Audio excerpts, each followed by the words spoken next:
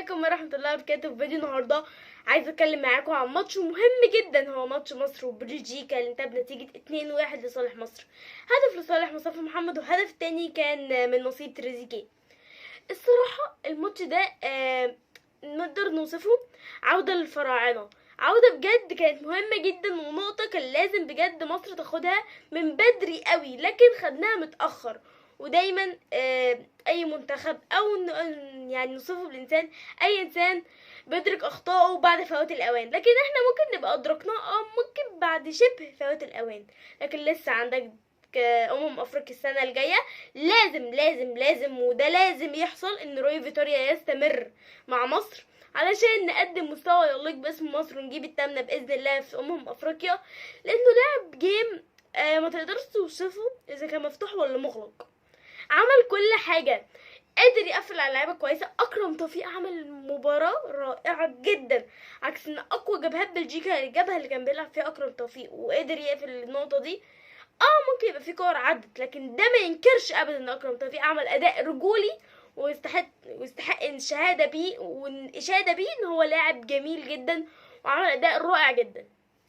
كمان شفنا طارق حامد، وهو لا ممكن يبقى ربنا هداه شويه عن زمان، لكن بدأ برضو يرجع مستواه اللي فات. يعني دول ابرز اللاعبين اللي كانوا جايين بعد مثلا فتره كانوا بيلعبوش فيها، زي اكرم توفيق كده كان فترة ما بيلعبش بسبب الرباط الصليبي، رجع واشد القوة وكان عامل جيم رائع جدا. لو اتجهنا لطارق حامد اللي كان قعد فترة ما بيلعبش بعد الانتقاله من الزمالك للاتحاد السعودي وبيرجع لمستواه، هو طارق حامد اللي متعودين عليه. لو جينا بقى نقول لجون بلجيكا، كان ممكن بعض الاخطاء من حجازي، كان ممكن يقطع كرة، لكن ده ما ينكرش ان حجازي عمل مباراة رائعة. كل اللعيبه ان انا لو اتكلمت عن لاعب وست لاعب يبقى كده انا بظلمه.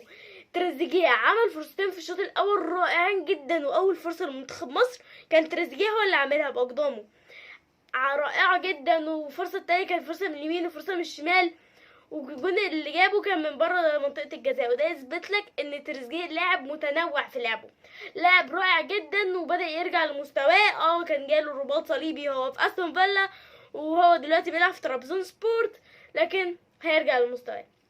اما لو جينا نتكلم عن مصطفى محمد اللي بيلعب في النادي الفرنسي دلوقتي، هم في الدوري الاوروبي، لا عامل رائع جدا، يعني لاعب رائع جدا. اذا كان مع المنتخب بتاعه كان اول هدف في المباراة من نصيبه، او كان مع النادي بتاعه اللي بيقدم اداء رائع جدا. لو تجاهلنا محمد صلاح فخر العرب اللي كان ليه مساهمة اكيد في الهدفين، هتقولي طب ما الهدف الاول ده كان خطأ من دي بروين، ماشي هيقولك ده مساهمش، لكن ساهم في الهدف التاني وصنع. هو كان عامل قلق للاعب بلجيكا، ممكن يبقى لاعب مش مؤثر وما لمس كتير، لكن عامل قلق وخلى المدافعين يرتكبوا اخطاء. وده اللي يثبت لك ان في لاعب مهم، ممكن ما يسجلش ولا يصنع، لكن هو مهم في ارض الملعب، ورقه تكتيكيه رائعه جدا زي محمد صلاح. وبس كده. يعني كمان حابه اقول لكم ان بكره باذن الله في لايف هنتكلم فيه عن كاس العالم، عن الانديه، وعن كل حاجه ممكن تبقى حابين نتكلم عليها. ان شاء الله بكره في لايف يوم السبت الساعه 8. اشكركم، قابلكم بقى بكره في اللايف.